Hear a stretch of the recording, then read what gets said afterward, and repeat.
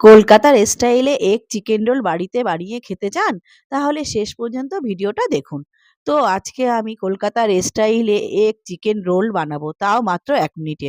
প্রথমে ছোট boneless chicken নুন, হলুদ, কাশ্মীরি লঙ্কার গুঁড়ো, গোলমরিচ গুঁড়ো, আদা রসুন বাটা, ভিনিগার এবং সয়া সস দিয়ে মিশিয়ে তারপর ১ চামচ গরম মসলা গুঁড়ো দিয়ে ম্যারিনেট করে নিন। এবার ময়দায় নুন ও তেল এবং অল্প দুধ দিয়ে ঠেসে নিন এবং লেচি কেটে নিন। কড়াইতে তেল দিয়ে ওই ম্যারিনেট মাংসগুলো ৮ মিনিট ভেজে ক্যাপসিকাম কুচি, পেঁয়াজ কুচি দিয়ে আরও ১০ মিনিট নেড়ে নিন। তারপর লেচিগুলো পরোটার মতো বেলে অল্প করে ছেঁকে নিন।